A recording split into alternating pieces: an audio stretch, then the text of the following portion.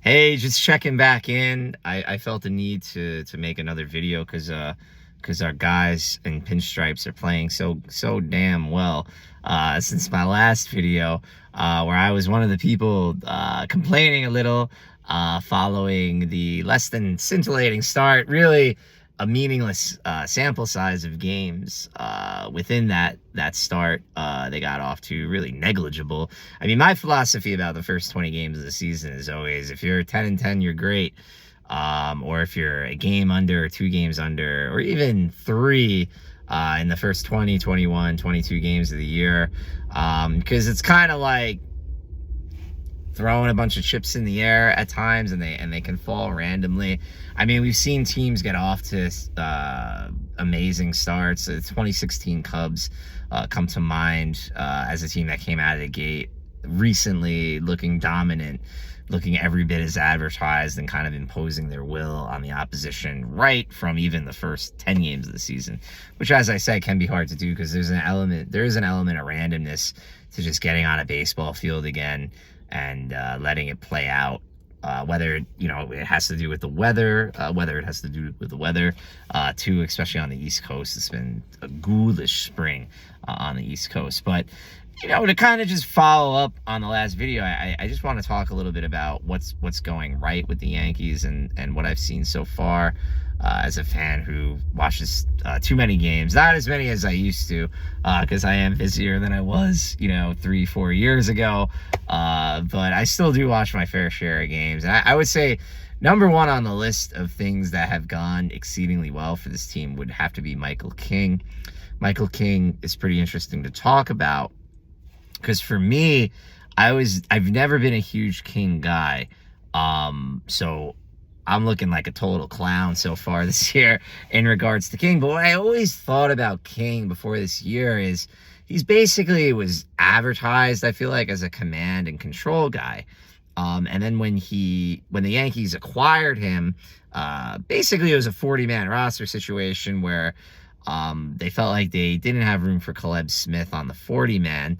So instead of losing Caleb Smith for nothing, basically letting him go, essentially, unfortunately what happened with Jose Quintana, I believe in 2010, where they basically just lost Jose Quintana for nothing, and he ended up becoming a very, very good pitcher for the White Sox and was later traded for the Cubs, etc., etc. And he's still actually, he's off to a really good start with the Pirates this year after a couple of down years, but I digress. Instead of being in a spot like that, where they just outright lose him, they were proactive and moved him in the offseason. I believe it was the offseason, I think it was after 2017. And in comes Michael King from the Marlins, and he comes in with pretty minor league numbers early in his career. And scouting-wise, he moves the ball around the different quadrants of the strike zone, has very good command, and his stuff won't blow you away.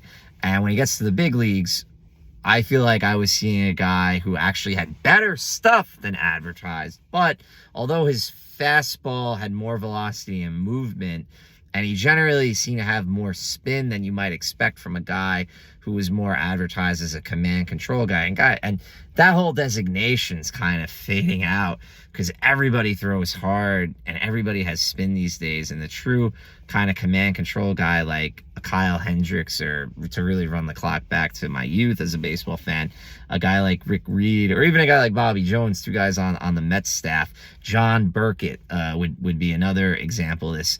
True command and control, 88, 89. The effectiveness comes from locating that fastball within the strike zone and sequencing, dropping in curveballs and having an effective. In Rick Reed's case, he had a fantastic changeup. Probably had the best secondary pitch of those 3 guys that I mentioned. Bobby Jones had a nice changeup too. But anyway, King, you're kind of in this era, this changing era of baseball where it's really become even more of a power game. It's more of a power game than people might give it credit for, from the standpoint of, is there finesse? Yes. Is there strategy? Yes. Is there a game within a game? Yes. But does it come down to his physical strength? Essentially, I feel like people kind of overlook that at times. So in King's case, I see a guy who he struck me as a guy between and betwixt two eras where I actually felt like if he were coming up in the late 90s or early 2000s, he might have had a pitching coach tell him, only go two seam, only throw a sinker.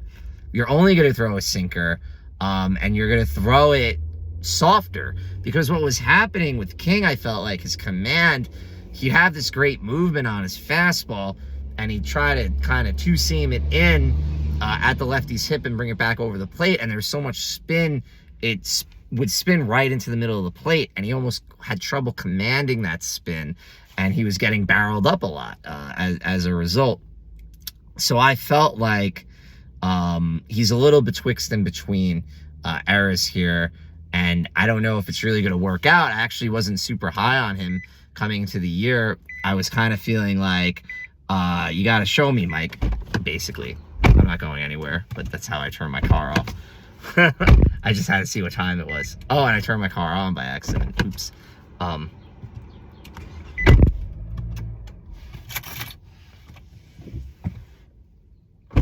There we go. Now it's off. I was having a lot of trouble there. So yeah, I feel like he's kind of caught between eras.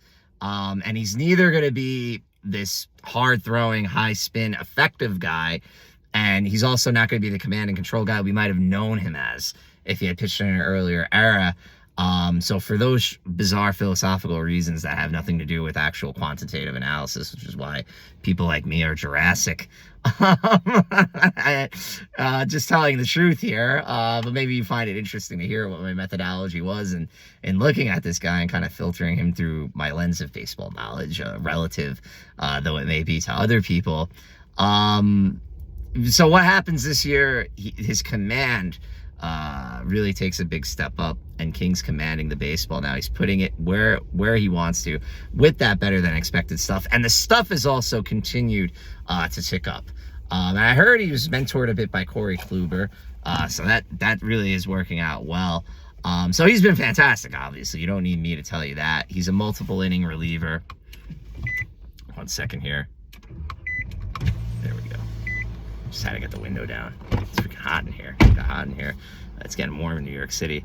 So he's a guy he's a reliever who can give you high leverage for multiple innings, which even in today's game, I feel like that's going to become more common now with all the relievers throwing hard. You're going to have a bunch of Alfredo Aceves, Romero Mendoza type of guys with way better stuff than Aceves and Mendoza. I don't know if the results will necessarily be better, but their stuff will be better. People are gonna be looking now, like, who can be our Michael King? Because I think that's the kind of year King's gonna have for the Yankees. He's gonna throw 85 to 90 innings as a high leverage reliever. And I love the way they're using him. I think it's an exciting development in relief pitching, where sometimes in relief pitching there's not the most exciting developments. It's kind of like fastball, slider. I throw a fastball, I throw a slider, and there's a million clones of me throughout the league. Like, King is unique in the way he's being used and also the variety of his stuff. Should they move him back into the rotation? Definitely not this year. In the future, it's something they could consider. It would be interesting to see if his stuff held 1 or 2 times around the lineup. You wouldn't know until you tried. The Red Sox are going that route with Garrett Whitlock, but I feel like it's going pretty well so far. I feel like he's obviously been less dominant, kind of going through a lineup even twice. You've seen him kind of give up some home runs. So yeah, really can't give a straight answer on that. But I definitely wouldn't move him back into the rotation this year or remotely consider that, even if there's an injury. But we'll see how it goes. I mean, if the Mets had said David Cohn's too good of a reliever, or he's potentially too good of a reliever for us to put into the rotation, we would have never had David Cohn, the ace. We might have had David Cohn, Hall of Fame closer, but we wouldn't have had David Cohn, the higher gun ace. So yeah, Michael King's been phenomenal. I feel like Gleyber has been a lot better than his numbers indicate. And his numbers aren't terrible by any stretch of the imagination, but I like the contact he's making. I like where he is mechanically. And I like what I'm seeing from Gleyber. And he's hitting the ball a lot harder than he did last year. So I think the numbers are going to come. I'm not anticipating some kind of monster season. I would love for him just to have 115 to 120 OPS plus, which is like a really, really good year. But I think he's capable of doing that. I think he's capable of hitting 25 plus home runs with like a 350 to 360 on base percentage. So Gleyber's been good. Judge and Stanton have been healthy. All you got to say there. And I kind of got a run. I ended up mostly talking about Michael King for today's episode. But I did want to just point out another guy who I think is playing better than his numbers would indicate is Gary Sanchez. And I'm missing Gary. I am, because, I mean, the Yankees catching has been totally abysmal offensively. Obviously, it hasn't hurt their success as a team to this point. I think as the season goes on, having a black hole like that in the lineup is going to result in some losses for sure. That's just the way baseball is. Your flaws get exposed over the 162 game season. So yeah, I just miss Gary, and I feel like he's hitting the ball hard right now. He's only hitting 227, but I just have a feeling he's gonna have a really good year. That trade's worked out pretty well so far. I think Donaldson's right there. I think he's actually might get hot, and ultimately, we'll see how it plays out. Too soon to say. We'll see how that trade plays out. But great checking in. Just wanted to make another episode after I was a bit pessimistic the last time around. So Yankees playing great. I'll check back in with you later. Have a good one. Bye-bye.